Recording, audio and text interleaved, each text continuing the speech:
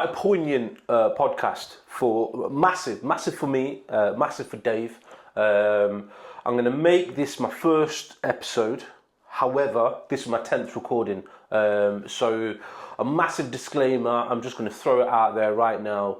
Bear with the bugs. I keep on saying it, so if you're watching it back to front or you're going to see in a few of the other episodes, always keep on saying we've got all sorts kicking off, so forgive me, lighting, sound, mics dropping out, and camera angles and all sorts. So this is my motto. I've been saying it. Yeah. I'm just a guy with a few cameras. And that's all I am. No big production crew. This is just me with a set of cameras and a good set of friends. So bear with the process. We are getting better, and it's happening. So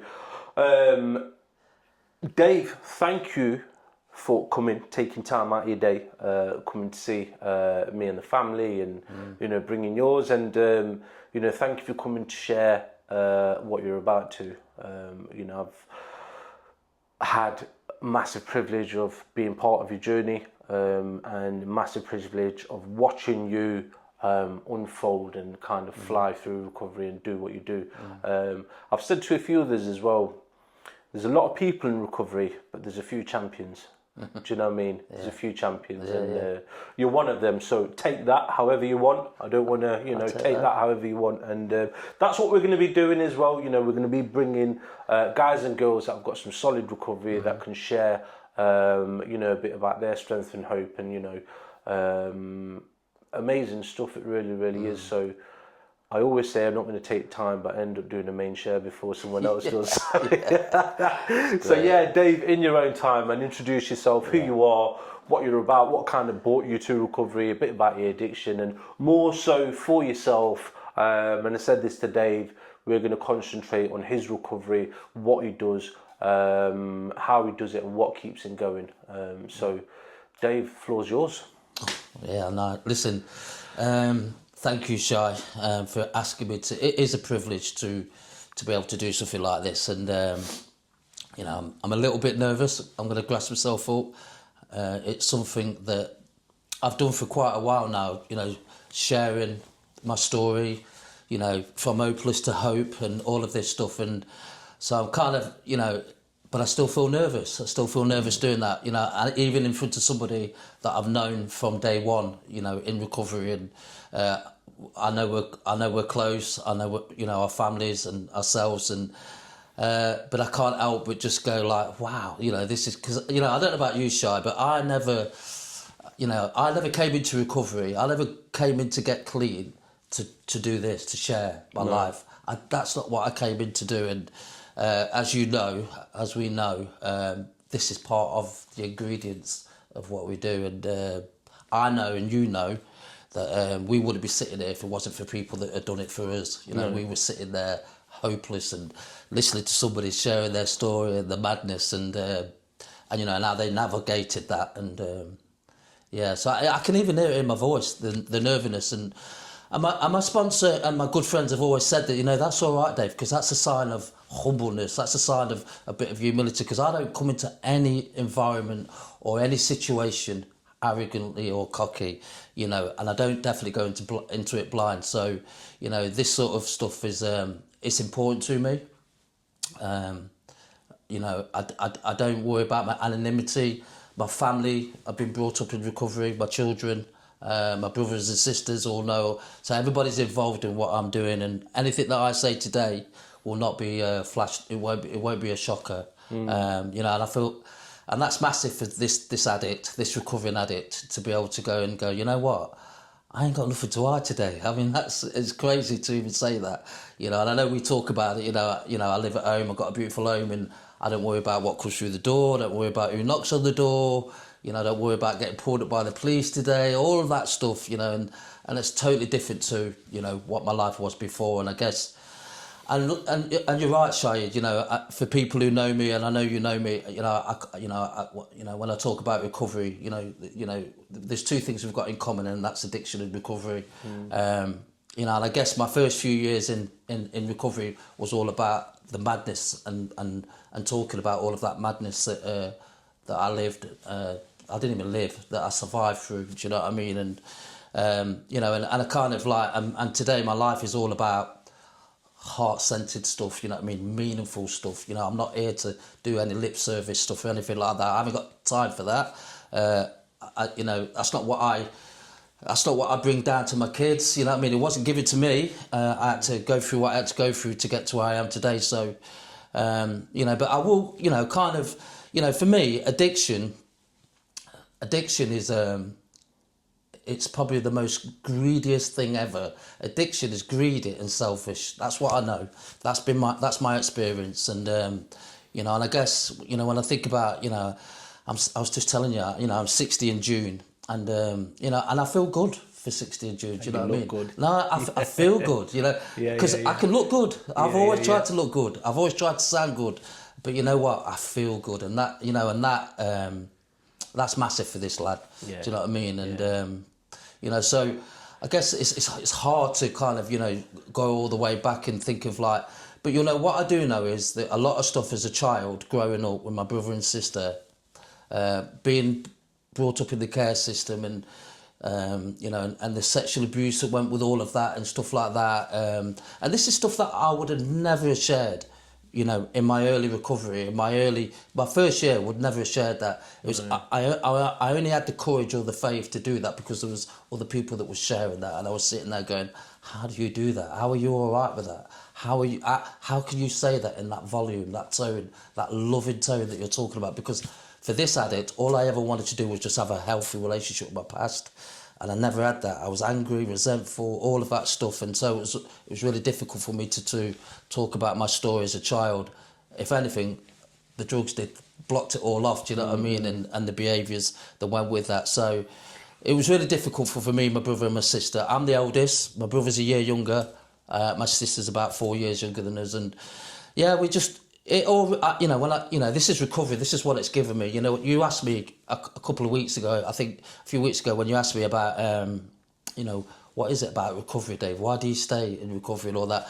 And I remember saying to you, Shahid, and I meant it on another level, because recovery just keeps teaching me something else about myself. And do you know what I mean? And what I realised, and you know, and I stick at this, because what I realised is when I'm talking about my childhood and talking about growing up at school and teenager, for the first time, recovery has allowed me to have access to that young kid that, you know, and they didn't know anything, that wasn't really taught anything, that wasn't sat down and explained things, you know what I mean? And, you know, I seen it on the tellies.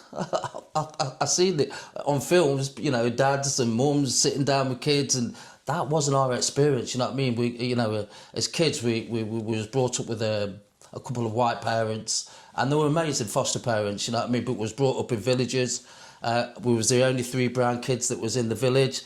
We stuck out like a sore thumb, and I guess if you could imagine, you know, 50 years ago, if you can imagine 50 years ago, we had it tough, you know, and I've never ever played the race card or anything like that, but you know, I remember as kids, you know, walking down the street, going shopping with our foster parents that were both white and stuff like that, and I remember parents or stuff like that, just going like walking across the other road, or you know, calling us a nigger, or calling us a wog, and you know, and we used to look around thinking who they're talking about, or we'd look at our parents or foster parents, and we didn't have a clue, you know. All I knew at that time is I was different. That's all I knew, and I grew up like that, knowing that I'm just not like everybody else.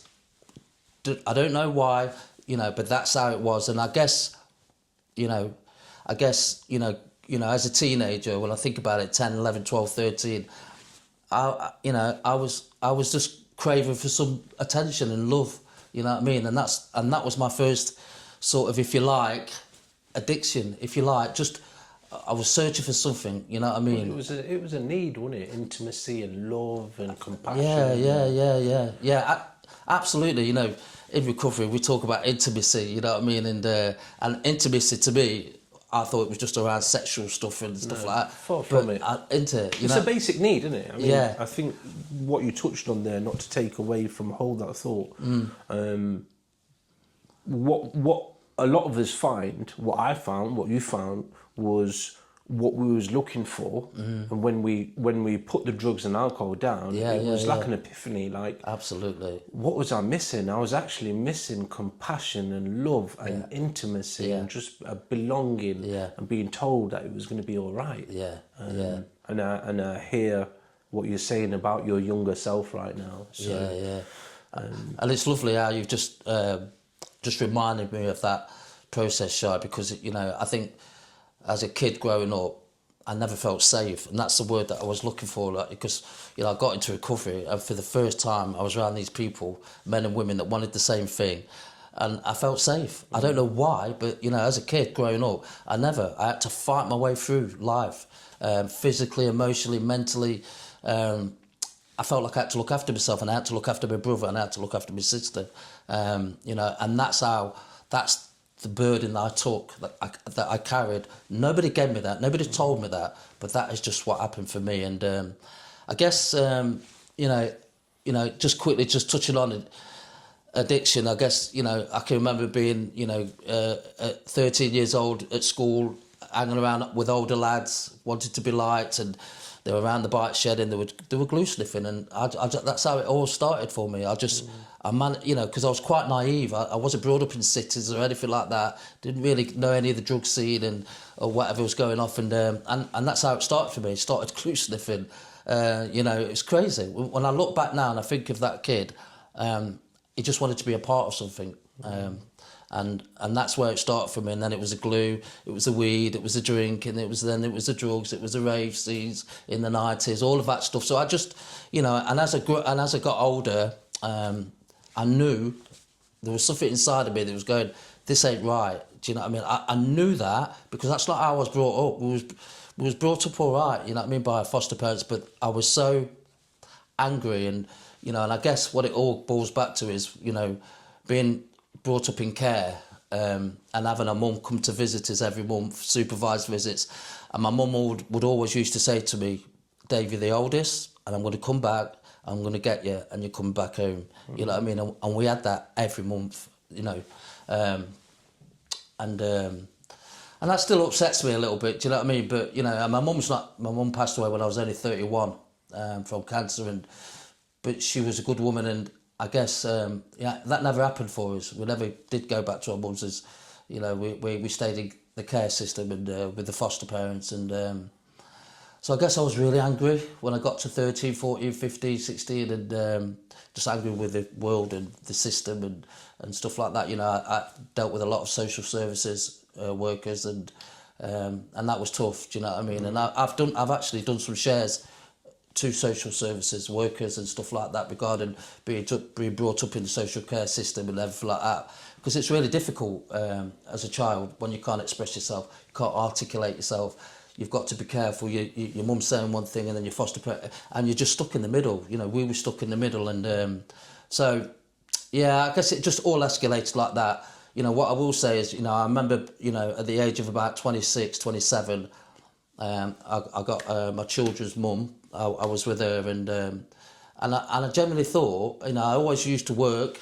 I was a worker, and I was a drinker, and I was a user, and it was all right. But then, and I thought, if I have some kids, my life will be all right.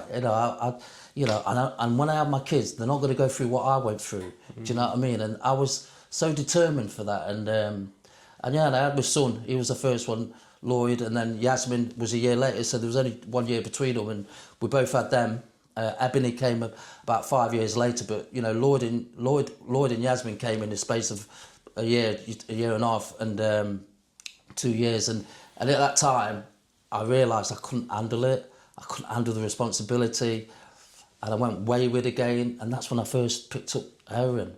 You know, when somebody was just on a settee around somebody's house, and they were tooting, and he just said, "Do you want to have a try?" And it's crazy. 27 years old, and you know, all the way up until then, my life was manageable-ish. Do you know what I mean? But I was broken up from all of that historical stuff as a child. I wasn't going to get away with it. You know, that was my truth. So throughout this, so you know, there's a massive kind of identity crisis going on. Absolutely. Feeling completely disconnected. You know, being called names, having promises from your mum.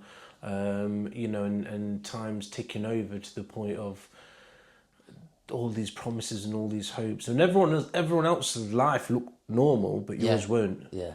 And just scratching your head, thinking, "What's going on with me?" Yeah. One thing that I did pick up from you was you've always took something outside of yourself to make yourself feel better. Yeah. Whether it was the glue, the alcohol, Yeah.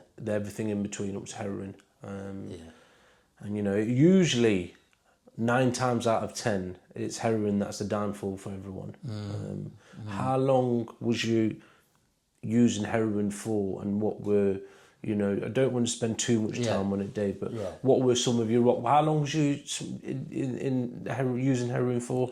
From 28 till about, till I went to rehab, 41. 41. So, yeah. So a good 12, 13 years. Yeah. And I didn't mess about, Shy, you know what I mean? I was injecting. I think I was smoking for about the first 6 months. The kid's mum realised the foil was missing and this was that and everything like that. So in my head, injecting them, they ain't going to see anything. And so I didn't mess about, you know. I was straight away injecting 6 months after, you know, taking heroin, and it was just horrendous, just the whole of them, like you just said, 13, 14 years of using heroin and crack, injecting both, you know, to the point of like feet, legs, shoulders, arms. The end of my using, I was going in my neck. That was the last time that I was using heroin, was injecting in my neck. And lucky enough, you know, I managed to get in rehab. But, you know, when I think about that, when I was 28, I'd never been to prison. I went to prison once when I was 17, young offenders in Leicester. I never went to prison until I started using heroin, and then my addiction, and then the crime that came with that. I wasn't no robber or anything like that. I was just a menace, as the judge was used to say to me every time, you know, just stealing, walking out of Curry's and just stealing for addiction. It was, you know, it was to the bitter ends. That was my behaviours around. Just every day I grafted, every day, you know, to the point where, you know, my using at the end took me to hiding in bins from the police with frozen meat and stuff like that. You know, I'm literally in a bin, green bin, hiding with frozen bacon. That's where addiction had took me. Do you know what I mean? And even when I, you know, say that out loud, it's just really difficult to believe that person was at that place at that time, and it feels such a long time ago. But you know, I'm deeply aware of where addiction can take you, and I don't believe there's any rock bottoms. I don't believe there's any level. You know what I mean? You know, my experiences. You know, when people ask me what was your rock bottom, you know, I guess my rock bottom was for 5 years I never seen my kids. The last 5 years of my using, you know, because before I would cheekily get my way into around the kids and stuff like that, and the mum and their family, rightly so, would say, listen, you know, you need to move Dave away from all of this, you know what I'm saying, because he's not in a good place. Because the mum, you know, we never had no social service involvement, and I applaud the kid's mum, and we have a good relationship today, you know, even though I took her through a lot of pain and worry and uncertainty, and, you know, never really provided for her or for the kids. You know, and I had to live with that. You know, I had to, you know, that stuff didn't go away. I knew that, you know what I mean? And I used on that, you know, I used on that shame and that pain and that guilt, you know, and you know, when I talk like this, you know, people are probably thinking or looking at and thinking, so why didn't you get some help? You know, why didn't you find? Trust me, I did. I tried. I tried. You know. I think you know. I did 30. I've been in prison 13 times. You know, I've got a DBS that starts from 1980 up until, you know, 2008 when I went into rehab. My DBS it just goes. It's just all theft. But in all of that, you know, I did a lot of prison sentences, and in all of them prison sentences, when I went in, I always went for a detox, always went on a drug-free wing, always wanted to do something different in my life, you know, and prison gave me that. Prison gave me a structure. Prison gave me some discipline and stuff like that, and gave me hope. You know, always gave me hope. Every time I landed in prison, I was grateful. I was crazy. You know, I was saying to someone, like, who'd ever thought your life would be that messed up where going to prison was a security blanket and we felt safe? Yeah. Do you know what I mean? Because I'm glad you touched, I'm so happy you touched on sitting in a bin hiding from the police, you know what I mean, with a pack of meat, because that was my using was that. Yeah. Do you know what I mean? Not exactly that situation, but my using was train station toilets. Do you know what I mean? And the toilet attendant knocking on, knowing me by my first name basis. Do you know what I mean? Come on, Shai, you've been in there for 6 hours now. Come on. How 6 hours in the toilet? Yeah. Do you know what I mean? And it's sort of like, you know what, my next best option, I'm going to prison. Yeah. I'm going to wait for the next police car to drive by and putting a brick through it. Yeah. Yeah. And I'll certainly go to prison for that. Yeah. Thankfully, I was tackled to the ground. Do you know what I mean? And nobody got killed. I could have killed a Fed. Do you know what I mean? Or a human being, not a Fed. I could have killed someone. But who'd have thought life would get that messed up? And then 13 times that he was going to prison. I remember going into prison and I was sat in the reception, and it was just relief. Yeah. I felt the relief. Yeah. When they gave me a smoker's pack, they gave me that nasty Red Bull stuff. Yeah. Worst tobacco in the world, but I was so grateful that I didn't have to go out and rob, borrow, beg or steal that night. Yeah. Do you know what I mean? Yeah. How did our lives get to a point where that was an easy option? Do you know what I mean? I know, no. To build a bigger picture. Yeah, absolutely. You know what I mean? To put it into perspective. Absolutely. Life got that messed up. Going to prison was a fucking good idea. When you touch on stuff like that, you know what comes up for me is I spent a lot of time in my prison in Welford Road in Leicester. It was my local jail, and there was 2 or 3 officers that I'm not going to name their names, but there was 2 or 3 officers at Leicester that knew me, and to be fair, a bit like what we do in recovery, they welcomed me and they just said, it's good to see you still alive, Dave. It's good to see you. So there was a safety. There was, like you talked about, there was that safety, and I felt, and it was familiar, and I couldn't do it in the community, Shai. I couldn't sustain it. I could get clean, but I couldn't stay clean. All of that stuff that we talk about. But in prison, that was where, like, I was going to the gym, I was getting fed, you know, I was talking to the officers. You know, it was the one time where I could open up, do you know what I mean? I felt safe. I could go back to my cell. I didn't run around trying to get drugs. That was not my experience, do you know what I mean? It really wasn't the kind of thing. It might have happened the odd time. I'm not saying I was perfect in there, but the majority of times that I landed in prison, I was relieved, which was good. Which is a good word to use. Mad, isn't it? Crazy. Yeah. Dave, so listen, let's Yeah. I don't mean to do this, but I wanna get on to recovery, do you know what I mean, and what we do. Yeah. Do you know, I want to share that for the viewers, for some of the guys and girls that are watching. Let's hop, skip and jump. You went to rehab 2008. Yeah. Was it 2008? 2008. And you're clean. You've lived. You've managed to whatever that taught you, which you'll share now. How many years clean are you now? Just over 17. Yeah, 17. Just Wow. over 17 years, yeah. So I met It's you crazy. 17 years ago. It's crazy, isn't it? I've been clean for 17 years. I went to do some more research and come back. But Yeah, we've known just to each other. say, Yeah. your words when I got kicked out that night Yeah. kept me clean for the next few years Yeah. until I went back. So you've been clean for 17 years. Yeah.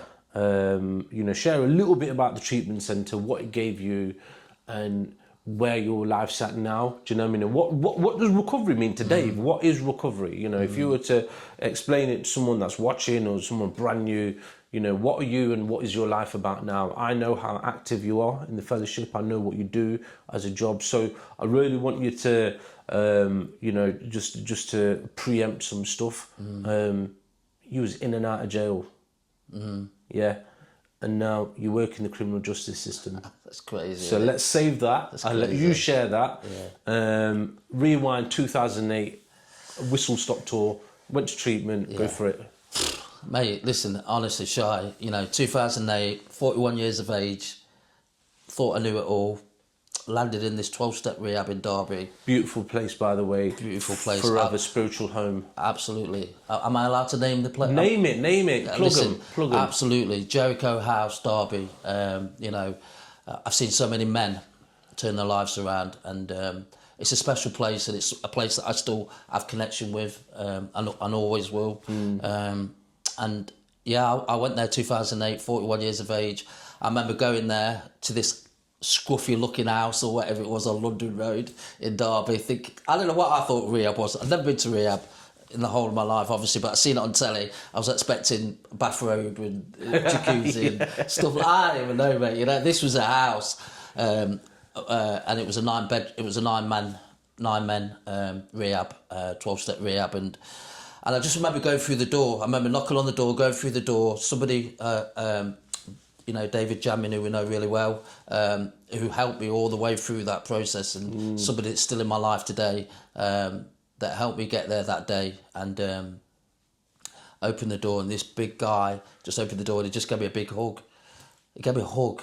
Now, I don't know about anybody else, but my last 15 years of using, I don't remember anybody hugging me or me hugging anybody. Do you know what I mean? There was never any contact emotionally or anything like that. So to go there clean on that one day, that first day, and for somebody to embrace me and be all right with that, I still remember that, and I know who that person was, and he's still around, and I just went into rehab, and I went in there, and I guess I had nothing to lose, you know what I mean, and so much to gain. I had 25-year-olds telling me how to live life on life terms. I had blokes who had got 2 or 3, 4, 5 years. You know, this was a rehab that was run by people who had lived experience. The manager, who is no longer with us, was an amazing person in my life. Beautiful. Touched so many lives. Absolutely. Touched so many. Such an impression on so many lives. I mean, you know, we went to his funeral in Scotland, and it was a beautiful time, you know, for us to remember what that man did and what he brought to Derby, and and the legacy that still goes on, you know, with the guys that are still running the rehab, and you know, and Brian used to say to me, when I first went to that rehab, he said, "What do you want, Dave?" And I didn't have a clue what I wanted. I wanted to get off the drugs and stuff like that. But he said, "What do you want?" And I said, "I just want my kids back in my life." And he said, "Dave, you know what you got to do?" And I said, "What?" He said, "You've got to learn to be a father to yourself, and you know, before you can be a father to them." And it's still, you know, that will always. I pass that on, you know, because I work with a lot of men and women that have got the kids taken away. You know, so when he said that, it really stayed with me. You know, learn how to be a father to yourself. Now, I didn't know what that looked like, but that rehab showed me and taught me through many battles and all of that. It wasn't smooth, but all they did was just stick a mirror in front of me, told me to stop blaming everybody and just to look at myself, and that's what I did for 9 months, and always be grateful for that rehab. And I just stayed there. I did the aftercare, did the volunteering work. I got paid for a year. I met you there when you came through, you know, and then I was ready for life on life terms, and but I think the biggest thing for recovery for me, I guess, was for me, it was getting a sponsor, and what I mean by a sponsor is just getting somebody that had got a lot more experience than what I had, and that could take me through the 12 steps, because what it was is the 12 steps for me. I needed to learn about myself. I needed to understand the past. I needed to understand what I don't need to carry anymore, all of that stuff. And my sponsor did that. And I've been with my sponsor 15 years, we've been together. He's like my father, you know, he knows me so well. So when people say to me, what's recovery about? You know what I mean? Recovery is about not getting up and running away, David, anymore. That's what recovery, because, you know, I've been in a relationship for many years. There's many times I wanted to get up and run away because I don't like what she said, what she's doing, my kids, they're all growing up. You know, Lloyd, Yasmin and Nebby, they're all growing up. There's stuff that they brought to the table to me in my recovery. I could easily get up and defend myself and run away. No, that's not where I'm at no more. I listen to them. I listen to my children, and I listen to what they had to go through with not having a father. And we have such an equal relationship. Do you know what I mean? Because they see the humility and the humbleness. And I'm all right saying that today. I would have never been able to say that before, but there is no I am in what we've got. You know, recovery has taught me that unity is our strength, and you know, and we get through everything, you know, together. Recover. I no longer want to try and make big decisions on my own. What I do is I don't ask people to make my decisions, but what I do is I run past what I'm thinking of doing, and then I'll get their perspective, and then I'll make my decision, you know, and I'll own that, good or bad. But the important thing for me is being transparent, Yeah. in everything that I do. Do you know what I mean? So You know what?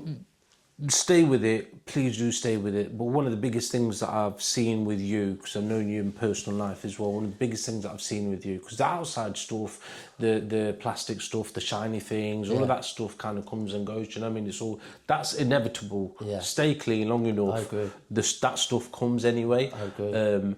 But what I've seen with you is that internal process. Yeah. Do you know what I mean? And your connection to yourself. Yeah. We was talking the other day about, you know, you now being able to have some form of connection with your younger self, you know, and identifying bits and that. And, you know, when I hear you share passionately, and, you know, you're spitting feathers when you're sharing, because it's that fire in your belly, you know, that believes in this stuff, that how it is passed on to us, you know, that beacon of hope, and, you know, you pass it on to many others. So, you know, I've witnessed your growth.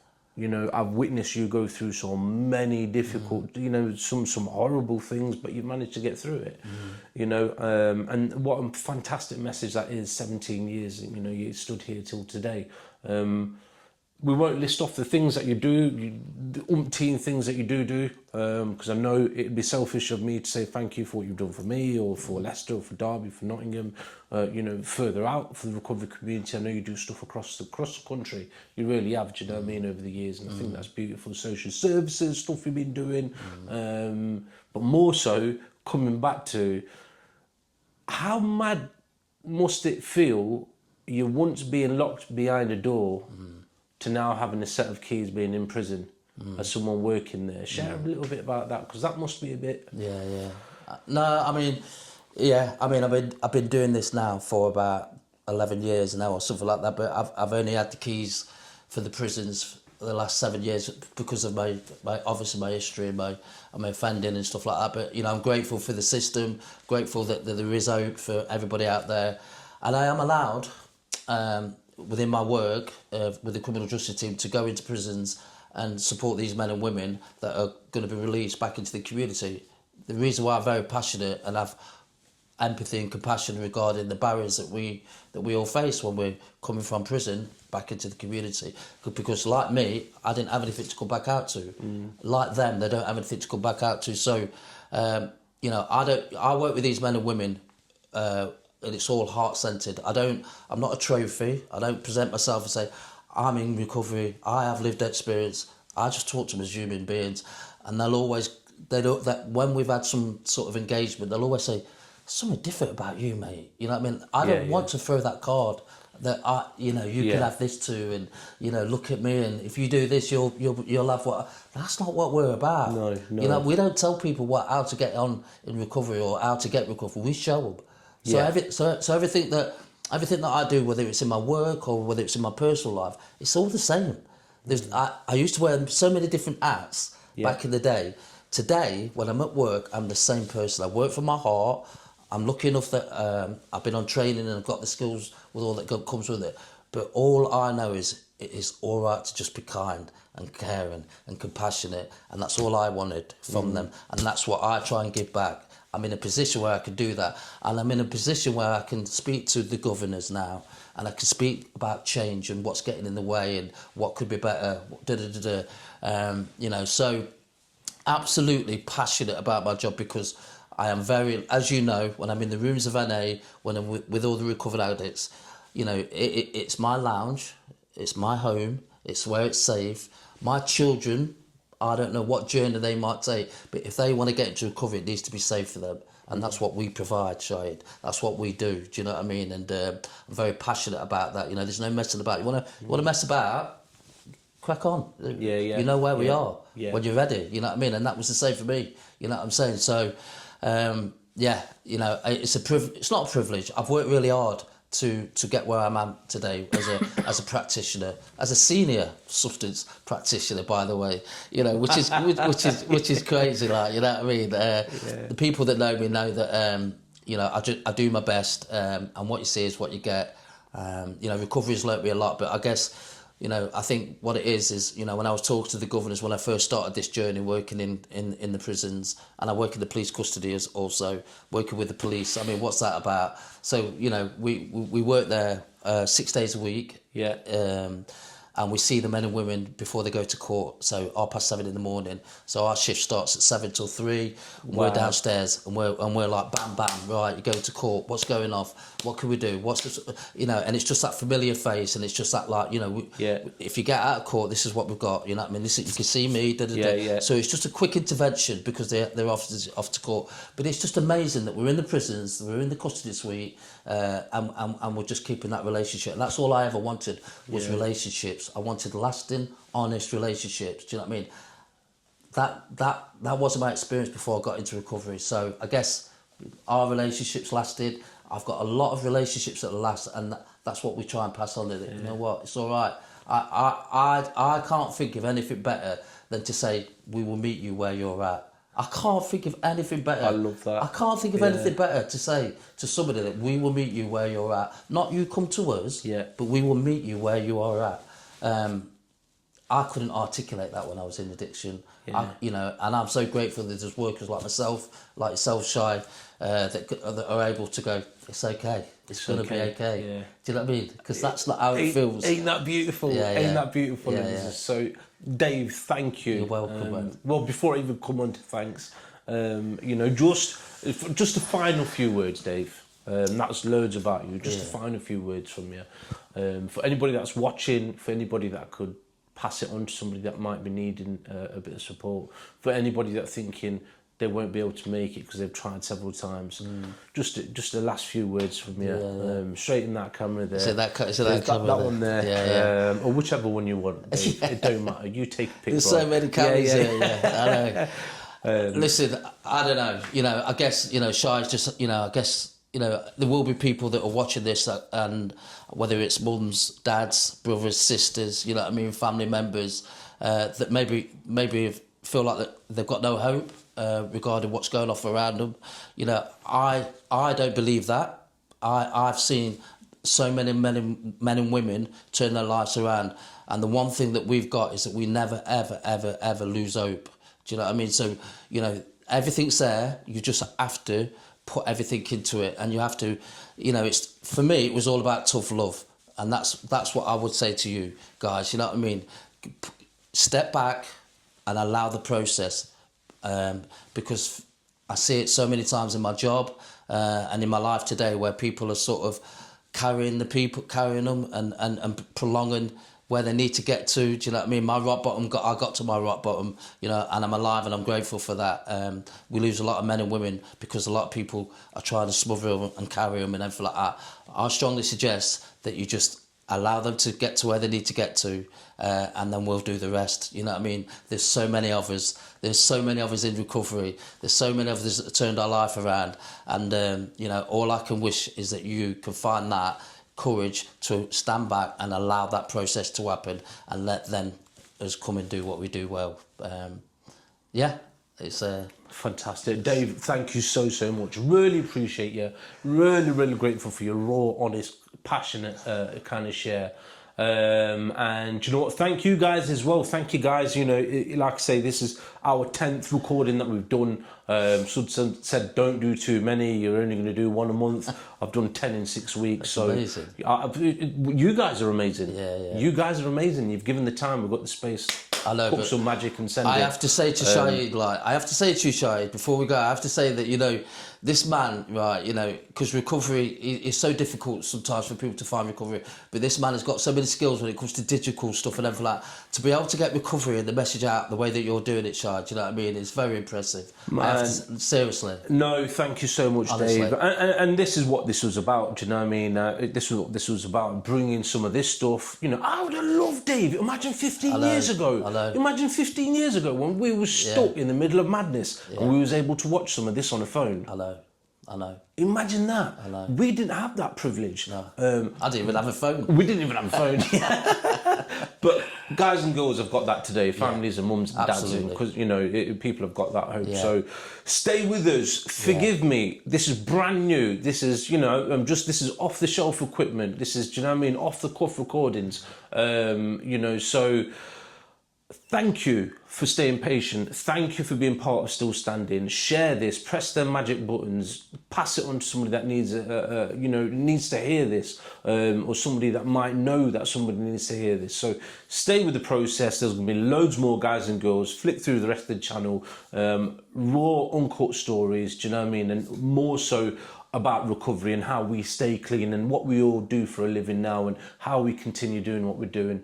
This ain't for no financial gain. This is recovery podcast. They don't make money. Do you know what I mean? It's not about money. I'm being asked, what is this about? I'm not going to make no money off it. I know what do you know what I mean? this This is just purely to carry that message. Because trust me, when you're sat in train station toilets or scared, sat in a bin with some frozen meat to where our lives are now, it'd be a dishonour for us to not be able to put this together and share with you that we can do this. Absolutely. So we're going to have a bank of information. We're working on a website, or I'm working on a website in the background, a bank of different information that, do you know what I mean, a little go-to, a little yellow pages of recovery, you know what I mean? So if there's anybody else that's watching out there, any kind of healthcare professionals, people more so in recovery that might be working in that field, get in touch, give us a shout, drop us a line, come down, let's cook some magic and share some more stories. So beautiful stuff. Dave, thank you so much. Love you, man. Together we Here's can. some love. God bless you, man. God bless you, bro. Thank you so much. I'm so proud of you, man. Thank you. Oh, I'm hopeful, yes I am hopeful for today. Take this music and use it, let it take you away and be hopeful.